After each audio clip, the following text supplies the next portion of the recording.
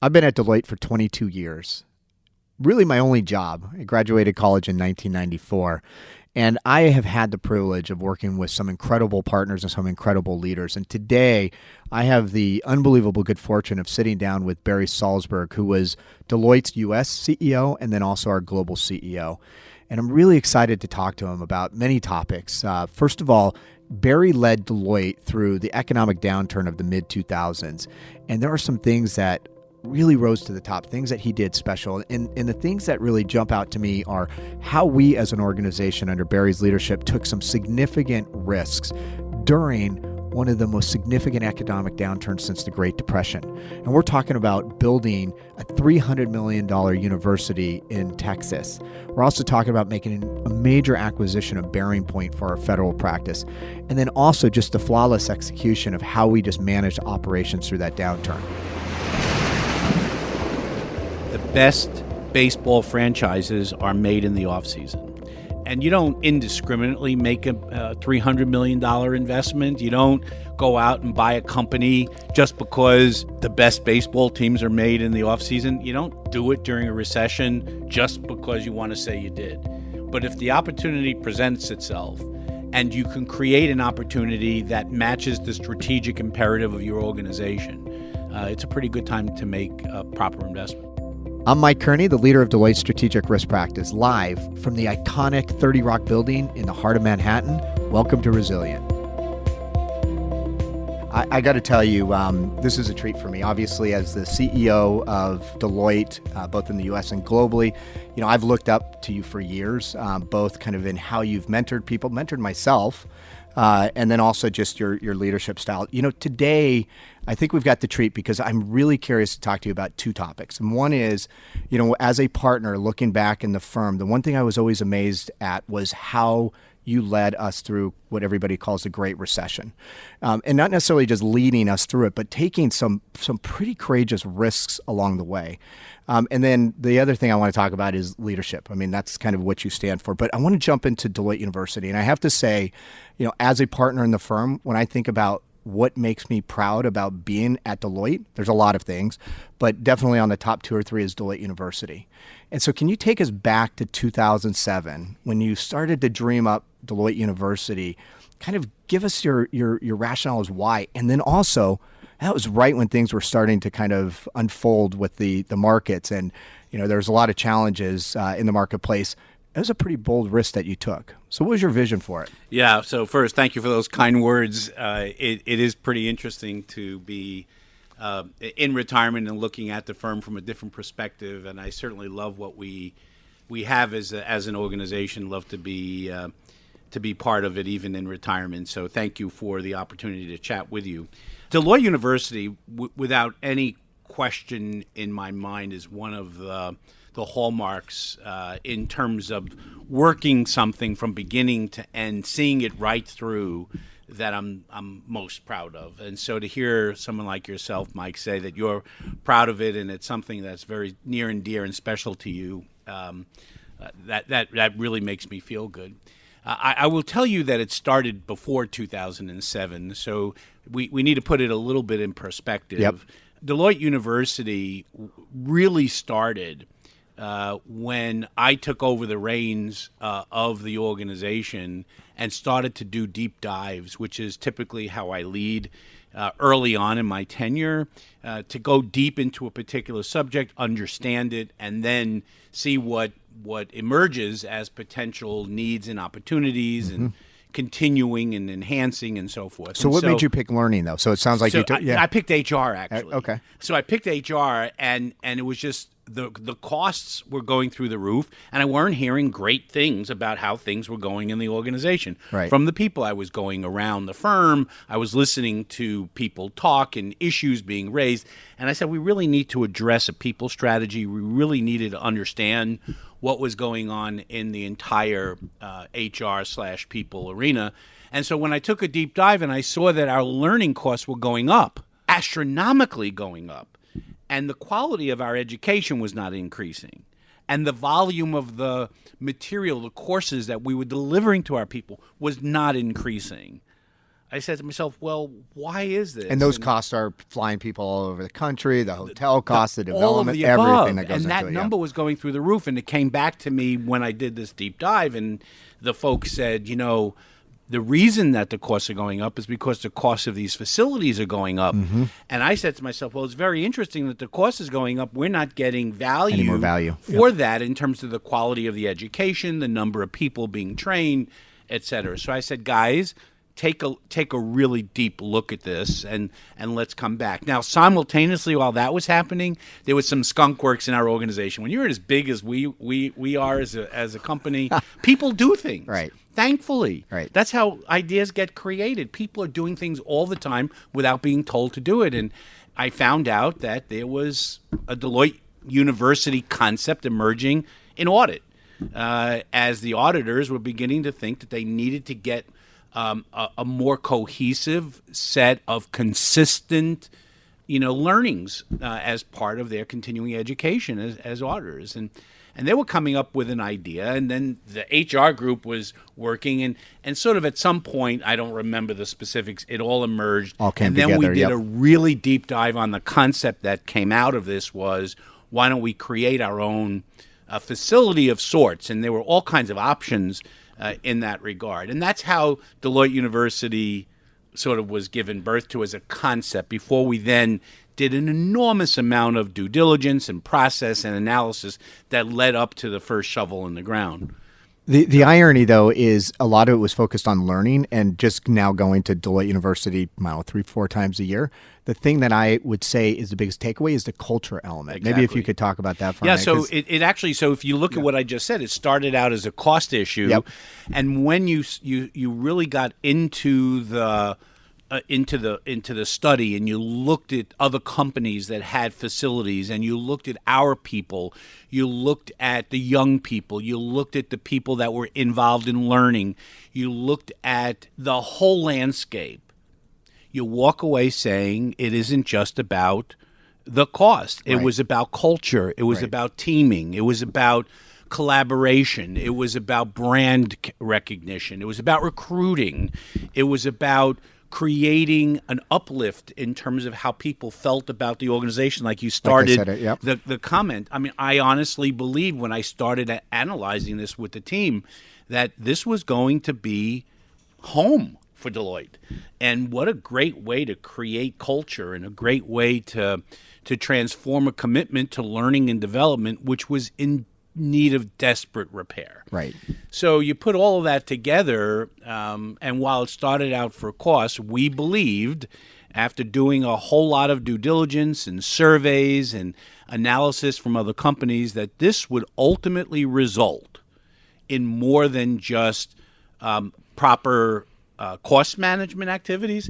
It would result in higher quality learning, stronger culture, a greater level of teaming among all of our businesses, as that was one of our major mantras that we needed to accomplish. It would work wonders on campus, and young people in particular would be attracted to this. And you know what? Now that the whole Deloitte University is up and running for a number of years now, all of that plus has turned out to be true. And while we believed it, we didn't know for sure that would be the case, but it is. And so it has become a ground for Deloitte to call home. It's the place where we demonstrate through the fixed cost associated with Deloitte University our commitment to people and our commitment to learning and development of our people specifically. That, I mean, I know, Mike, you know this, but when times get tough, companies cut back, expenses. Yep. Right. And where did they cut? Where did we cut the most? Learning. Maybe advertising was another one, but learning was one that we cut. And I said, you know what? The time is for us to start really a long-term commitment to our people's learning and development. And by putting a fixed cost on our balance sheet, I know that our partners would protect it. and would further Absolutely. the cachet associated with it.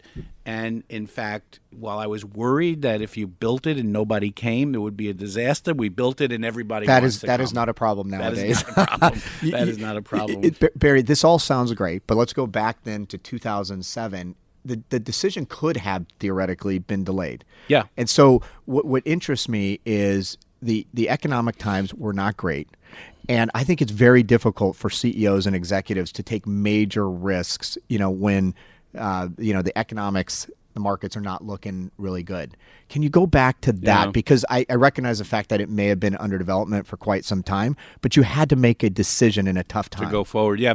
So first off, I think there's a couple of things that are really important to get on the table here so that everyone appreciates that I made a terrible mistake in the process of getting the idea of Deloitte University to board approval. I went to the board a little too early. And while I was ready and my management team was ready and we had enough data to suggest that we were moving in the right direction with the decision to build Deloitte University, I really hadn't properly taken the board on the journey for the board to be able to best execute its stewardship and fiduciary responsibilities to the partners. And I got wind of that right at the time that I was about to ask for approval. And I learned that the board would probably not have approved going forward right at this time of great economic distress in the market, in part because of that economic distress, but also because they didn't really understand the deep issues and analysis that we as management understood, because we were working it like crazy. And so we had to do an audible at a board meeting, moving from please approve this $300 million investment to let's go on a journey for the next 9 months or so that you can understand all the intricacies of this investment decision as well as we can so that you can be best informed. And what happened by doing that is we walked right up to the middle of this crisis. And notwithstanding, so I risked a no vote for a future no vote, as it turns out, because the economic environment really got more distressed. But with the confidence of the recommendation, with the data that actually allowed the board to really understand why we were doing this, even at that time, I believe that we were able to move forward with this recommendation. I'm just curious. So you called the audible. How many did. hours before or days before the board night meeting? before. Is that right? The night So you had to before. totally revamp your presentation and what you were going to the board with. Our CFO and Joe Echeverria, who is the leader of the businesses for us, helping me drive the firm. He was my right hand, at the time. Essentially worked through the night and changed the presentation from a recommendation to approve, to hear the things that we think are important in making the decision to approve that we haven't shared with you yet. And so let's go on a journey. We will either have the topic on every board meeting between now and when we're finished, or we'll send you a interim document and progress report, answer questions, and so forth. So we went from approve to let's take a journey. What advice would you have for other CEOs that are looking at major investments or strategies where the management team's totally on board, but you need to bring the board on the journey based on that experience? Because you said I would do it differently. I would do it differently. And actually, subsequent to that faux pas, I had an opportunity to meet with the CEO of a major public company as part of my tour and visiting with our most significant clients. And he was in the middle of a major systems implementation engagement with an outside vendor. But of course, he was the sponsor of that systems engagement.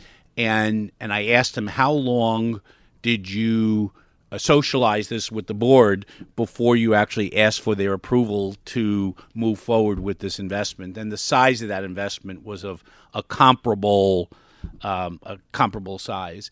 And his answer to me was four complete board meetings on every agenda for consecutive board meetings.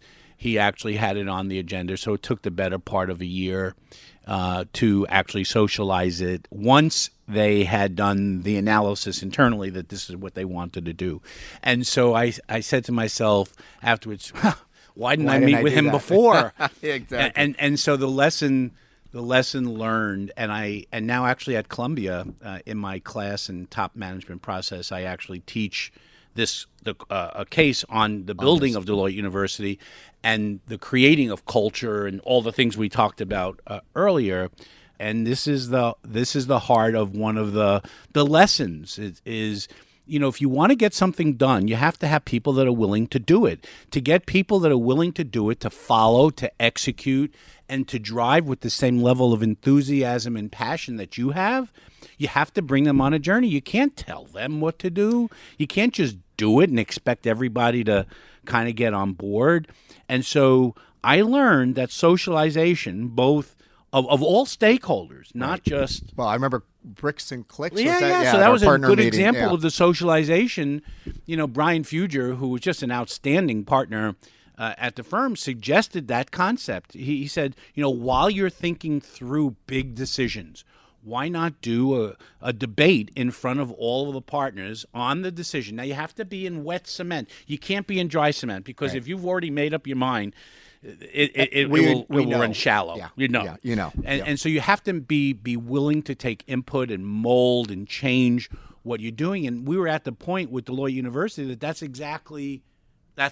what we want to do. So we did a Clicks versus Bricks live debate at a partner meeting, and we got all the partners to respond with what they thought about moving forward with an investment of this nature in the environment that we were looking at. And the partners, were something like 75% in favor and 25-30%, something like that. Big question mark, not necessarily negative, but a big question mark. But that's socialization. Absolutely. Socialization of the stakeholders. I'm meeting with Brian on Friday, so I'll make sure say I tell hello. him. I love that you guy. said hello, and Yeah. he gave you some credit. The thing that was interesting about that Bricks versus Clicks, in some respects, the investment was counterintuitive at the time. And I say that because we're reducing, real estate footprint, learning's going virtual, and we're saying let's build a $300 million facility. How did we get over on, hey, it actually makes sense to move to a physical location versus putting a lot of that investment into virtual learning? So I was equally kind of puzzled by what was a frenzy regarding virtual stuff. Everyone was doing something or other at the time. Yep. And e-learning was becoming the way that we believed young people were thinking about their development. And the more work that we did, the more we realized that wasn't universally true, even with young people. In fact, what we learned was young people believed that e-learning is a big part of their development, but for technical stuff. Stuff that you can go online, you can, learn, take a test, and you'll absorb it, get it done. Yep.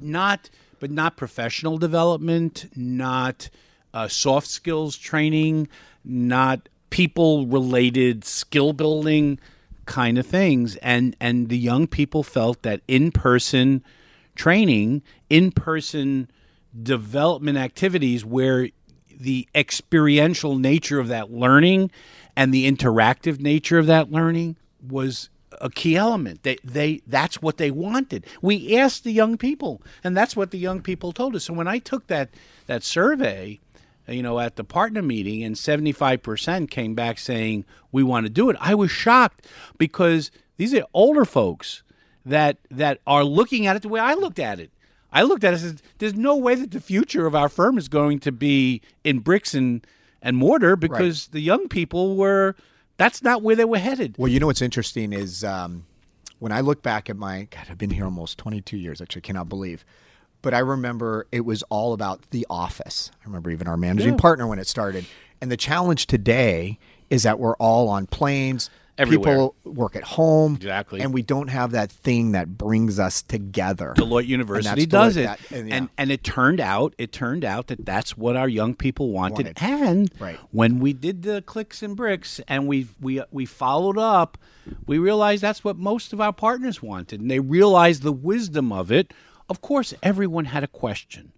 Where is it going to be located? What is it going to cost us above and beyond, what our current our current operating cost structure is? Are young people really going to go? Are the partners going to support the young people in going? What really is going to happen? There were lots of questions. Do you really want to make that kind of investment? I'd rather take the $300 million and do something else with it. We had all kinds of challenges. And by the way, it's our largest capital expenditure that we owned. And we're not, as a partnership that doesn't pay for goodwill. Right. When you come in or leave. Any partner that agrees to invest in this mentally is committed to our people, not to themselves, because they will not receive the financial reward of the investment. Right. They will receive the indirect consequences of the investment, like increased productivity, longer tenure, better performing professionals, higher quality recruits. You name all of that, but you can't quantify that. What about, Barry? I'm interested, especially from a CEO's perspective, an investment like this or a strategic decision like this is fraught with potential risks. And what's interesting in my mind is risk management is something that I do. It's something that our Deloitte advisory practice does. And a lot of times it's focused more on kind of compliance and operational issues. But where I think sometimes the most significant risks to a business are strategic choices like this. And so what I'm trying to get into your mind is, how do you think about risk? And it's probably not necessarily like a traditional risk management professional would think about it. How do you think about risk in the context of a decision like this? Well, as you would expect, if you're trying to get a board of fiduciaries to vote and approve this, you have to not just talk about why you want to do it. You've got to talk about your alternatives, and you have to talk about the risks associated with going forward or not going forward. And that's what we did in in our presentations to the board. So, for example, I believed at the time, and this was supported by the management team, and a lot of the data that the team that was working on this developed, that the risk of not doing this was pretty significant to us. We were unable to crack the code on learning and development. We did not have a quality learning and development function.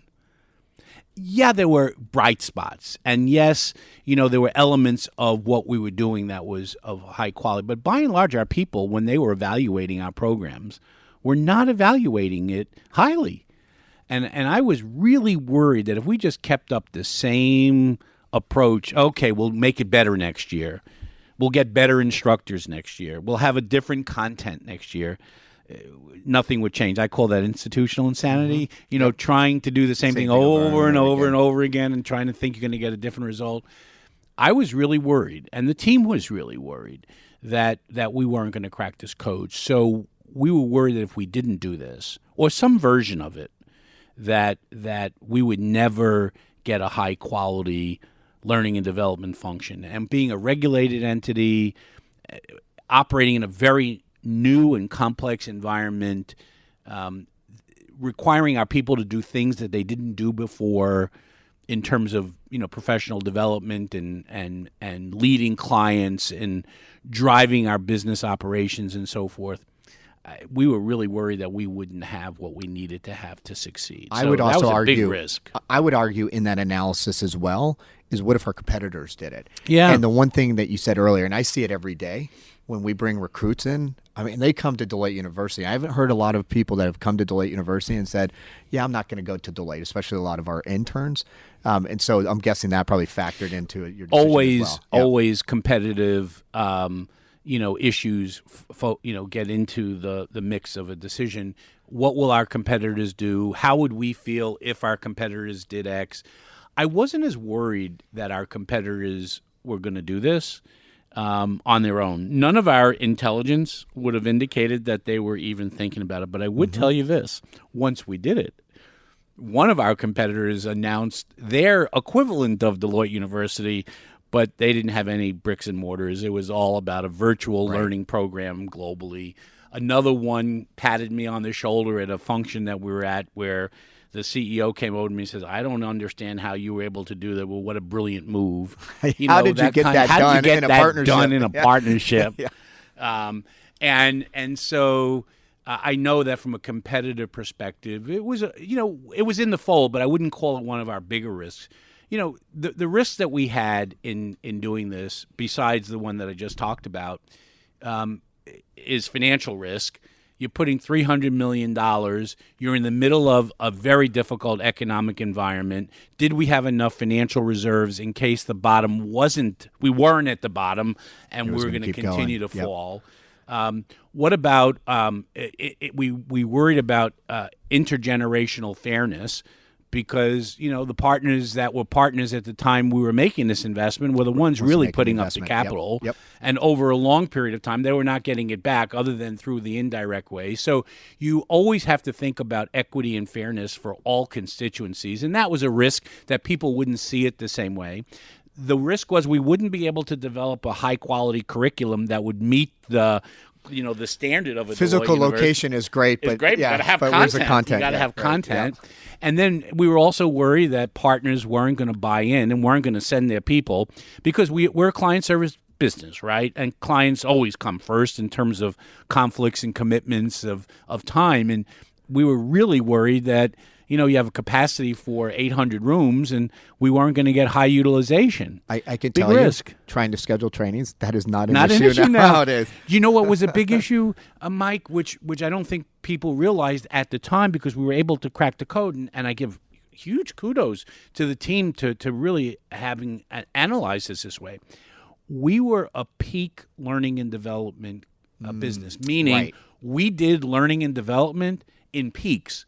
We did it in January. We did it at the end of the fiscal year. We did it when the busy season slowed down and people were more available. Made sense. Right. I mean, what audit practitioner is going to go in February? None. Right? No tax professional is going to go in April. Right. But if you're going to have a facility like this, you have to spread out the learning and development hours. You can't have 150% utilization in 1 week and zero utilization the next. So you have to create a consistency of experience for people, that it's open, doing business, and occupied at a reasonable utilization level all the time. And so our team had to redesign the timing for our learning and development, decide which programs would be done at Deloitte University and which would not. Yep. That was a big risk that wasn't going to get done or get done properly. Did you ever rethink, once the economic crisis was in full effect, did you ever kind of stop and say, well, we probably should wait on this, or were you full steam forward once it was moving? Oh, no. We really had to think about it. And, I was constantly in touch with my leadership team, and are we still behind it, guys? Here they are, trying to minimize costs because we were missing our revenue targets. We were worried about what next year would bring and what the year after, because when you're in the middle of you don't know. You say you have no idea how deep it's going to go. And so, I was worried about it. It bothered me a lot. I was a bit nervous. It takes a little bit of your confidence and sort of puts it in perspective. But we discussed it openly. We discussed it openly amongst the management team. We discussed it openly amongst the board. And when we ultimately took the vote, by the way, to approve Deloitte University, it wasn't unanimous, and that didn't happen all the time, because you did a lot of work to get unanimous support. But this one, we didn't get unanimous support, and some of the reasons for those that didn't vote yes for it, the highest ranked reason was the cost and the moving into a deep economic trough. So it was a big risk, making an investment of that nature. But I'll tell you, you have to turn everything into an opportunity, lemon into lemonade. Absolutely. So what better time to hire a construction firm when they're their businesses down. Yes. And I will tell you, our operating team, led by Joe and others, did a fantastic job of being able to get that done and get a really good deal.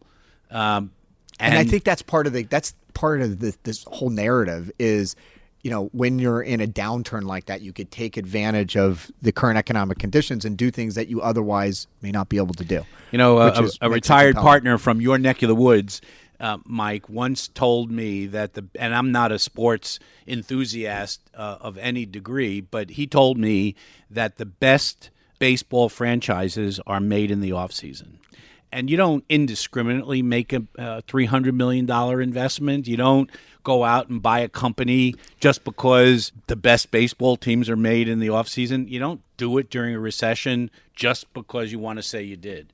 But if the opportunity presents itself and you can create an opportunity that matches the strategic imperative of your organization, it's a pretty good time to make an investment. You got to have the staying power, the patience, the courage, the wherewithal to be able to withstand some deficiencies associated with your investment, because not everything goes perfectly by any stretch. But if you are, and you have that strength, it's a pretty good time to make a proper investment. So you're rolling down the track on DU, and now we're really starting to get into the economic crisis. And now you're rolling the dice on Bearing Point, which is unbelievable. And that's what I think, to a certain degree contributes to the legacy that you've created. But take us back to that time and the strategy behind Bearing Point, because that was a huge acquisition for our firm. So I think, it was. You don't realize how much it was and how significant it was at the time, because today as an organization, we're very comfortable making acquisitions. Sure. And we've done a lot of acquisitions since the Bearing Point days. But if you go back to right before we made the decision to buy Bearing Point, that's a fair point. We weren't that acquisitive. In an acquisition mode. Yep. But we had completed a strategy for the firm. Yep. We had looked at all of our businesses, in particular in consulting, and in connection with the federal consulting practice in particular, Maritza Montiel came to me early on in my leadership days with the team in Washington that was responsible for a very fledgling federal practice. We were like no, 12, we were 15, like we were like not even on the we list. Were not right. even on the map. Yep. And she came to me, again, like I talked about a bit earlier, proactive skunk works, and said, Barry, we have an opportunity here. We are fledgling, and we think that the market is ripe for an investment in a federal consulting practice in particular, but broadly a federal practice. And we need to put together a business plan to demonstrate that. And we had a good conversation about the prospect for it. So she set the stage years before that to really create a federal consulting practice, and included in what ultimately was a business case that was presented to me, approved by the leadership team, and ultimately approved by the board, included an acquisition strategy to scale. So I think that one of the things that I think is important, you mentioned this with DU, the strategy alignment. This was done years prior to, and then years before. But we still didn't have the courage, the strength to go forward and make a big acquisition, because we hadn't done it. Yep. So along comes so we're investing in people, we're hiring people, we're getting all kinds of information on the street, public information, people that are joining us. You can see the morale on their faces when you recruited them, and you can say, Bearing Point seems to be a high-quality shop, but was not operating well, didn't seem to have a strategic vision and focus that would move them forward. We have the strategy that says this is what we ought to be doing, and the opportunity is great. The risk-reward analysis was pretty darn good. And so I, with the leadership team, said, let's pursue this. And And so the team, I had very little to do with the ultimate process of buying this company. I had all to do with approving the original strategy, seeing that this opportunity was completely aligned with the strategy, being prepared to invest because we said we would invest, and because if we were going to invest and we're going to invest in a company of this size and quality, then would be the time to do it because it was the best price you can get for the value that you were getting. And I said, guys, go forward. And then I simply watched a crackerjack Deloitte team make this happen. And it was just a wonderful example of high quality work. So I get it. I mean, it sounds great. And, 2016, when I think we're at the all-time high with the market and things are going great. But this was not in 2016. This was when the markets were cratering. What gave you the confidence to say, go ahead and go do this? Yeah, but the markets were cratering, but it was the commercial market. So this is the federal practice. Well, fair point. So that's one of the messages that I would say is you can't treat all businesses the same. Sure. Even in a downturn or in an upturn, because not every business performs consistently in a cyclical kind of way with other businesses. So this one was still doing okay. I get that the business was doing okay, but we still, as a firm, had to make an investment. So I guess that's what I'm trying to get in your mind of how do you get the confidence? Because I'll equate it to my personal life. Yeah. I was not running out buying a lot of stocks in 2008. It's like I don't even want to deal with that, right? Because your risk threshold's low. How do you get the confidence to say we're going to do this? And data. It makes all the sense in the world. Data. Mike, all I can say is data. Yep. You have to have the strategic vision. You have to align what you're proposing to do with that vision. And then you have to have the data to back it up and the analysis of that data to demonstrate that this is a good investment economically and strategically. It was very easy for me. So you're not making it based on emotion. No, you have to take it out. Yep. And so strategically it was pretty clear. And then when you did the ROI analysis and you do all the metrics that any corp fin guru would do based upon what the price would be, based upon the economics of the practice, based upon the carryover effect into our business and the uplift that would have created, it didn't take a lot to convince anyone that this was a smart acquisition for us to make. Right. It's just, okay, now pull the trigger. Yeah. Go ahead and make this investment because it was our biggest acquisition that I could have remembered. What did you do to make sure that the integration went well? Because this could have been the best investment ever, but the integration could have gone poorly and then it wouldn't have been a good investment. And I will say, just now, many years later, I work with the federal practice all the time. It's gone splendidly. Yeah. So we as a firm have the preeminent post-merger integration consulting practice, in my view.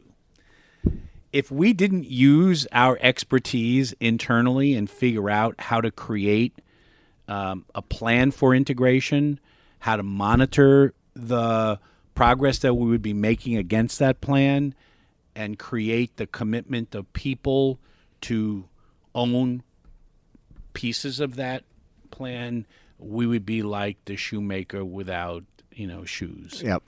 And so we did that. And so we appointed very senior leadership in Maritza, in Doug Latner, and others to own the transition. The board took on the responsibility of monitoring the progress towards that transition. I can't begin to tell you how complicated it was to bring on so many people on one day and give them computers and give them ID cards. Forget about the business transition, just the physical transition. And our teams just did a fabulous job. Now, I must tell you that this was a very complicated, and it turned out to be very similar in concept to when we did Monitor. Yep. Where what we acquired was small in connection with all of Deloitte, but in connection with the subject of what they did, what we acquired was bigger than what we had. Right. And so integrating professionals and creating leadership roles and making sure that we got the highest value of the acquisition was no small undertaking, and huge credit to the team that I mentioned and others in making sure that there was cultural integration, that there was physical integration, that there was client. I mean, how horrible would it have been if the day after we bid on an opportunity and two arms of the same firm were competing against each other? Right. Yeah, it's funny. It's in some respects because you mentioned just even coming into the office, those little things matter so much, especially culturally, because here you are like, I've been purchased by another organization. Is the fit going to work for me personally? So those little things, all those little things matter so much. And I would say the attention that the consulting practice gave to it, and Joe is in the role that Joe Echeverria had at the time. What he gave to it was critical. I mean, without it, this would have probably just moved along at a snail's pace, if at all, and not been as successful as it's been. So we've talked about two really good examples of risks that you took, but I think just sitting in a partner seat, seeing the emails, the voicemails, the webinars, it was very impressive of how we kind of just operationally managed through the downturn. There's a couple things that come to mind, and one is the fact that you indicated that it started well before. Yeah. And so that would indicate to me if you're an organization that hasn't started to think about downturn planning now, you should start. Absolutely. Yeah. One of the things I find interesting is it's not even necessarily related to economic downturn, but scenario planning is an unbelievably powerful tool also in crisis events and things like that. And what I find oftentimes with companies that we work with is, I know that potential disaster is going to come. I know that cyber breach may happen, but I'm not going to worry about it right now. I'll just deal with the implications or the ramifications when they come down the pike. And it sounds like what you're saying is scenario planning is a really effective tool to help you be able to respond in those times. Yeah, I really do think so. And I think, though, Mike, you're introducing another concept in the hypothetical that you created of contingency planning. And I think contingency planning and scenario planning are slightly different from each other, but they're all directionally planning before an event. The contingency planning is, I look at it as a very specific kind of scenario. Like, what if one of your major competitors acquired a company that together they become really powerful compared to your competitive platforms, right? Very specific, and you identify the situation, you identify what it means for, in this case, the competitor, what it means for you, and the kind of actions that you would take then if that contingency actually happened. Scenario planning is a more broad situation where you do multiple scenarios. Right.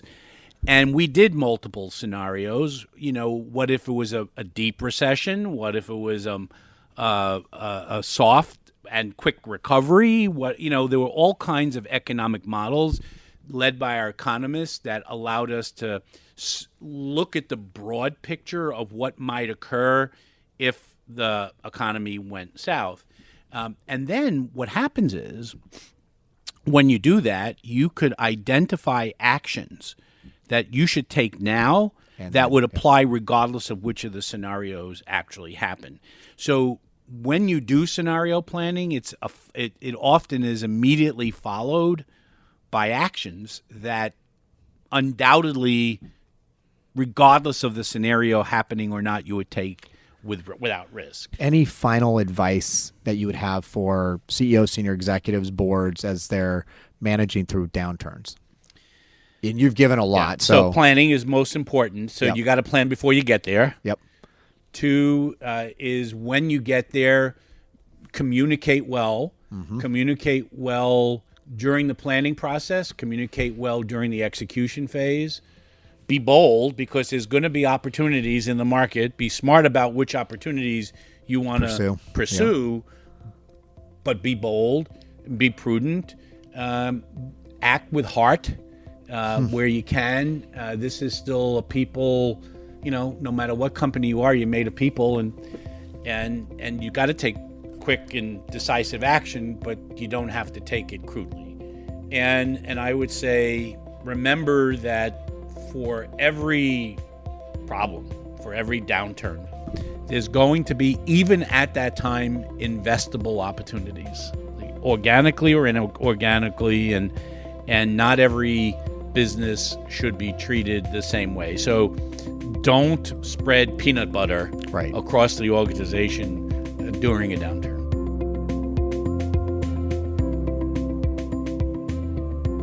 What an incredible conversation with Barry, and I'm so thankful for him giving the gift of time.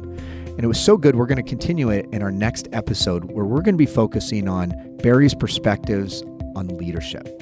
I want to thank you for listening to Resilient, a Deloitte podcast produced by our friends at Rivet Radio. You can hear us by going to Deloitte.com or visiting your favorite podcatcher, keyword Resilient. Also, hit me up on LinkedIn with any comments or recommendations for future guests. I've been pleased with how many messages I've gotten, so thank you for those who have sent me comments or messages on LinkedIn. It means a lot to me. And my profile on LinkedIn is under Michael Kearney, last name spelled Kearney. And remember, leaders who embrace risk improve performance and are more prepared to lead confidently in the volatile world we live in.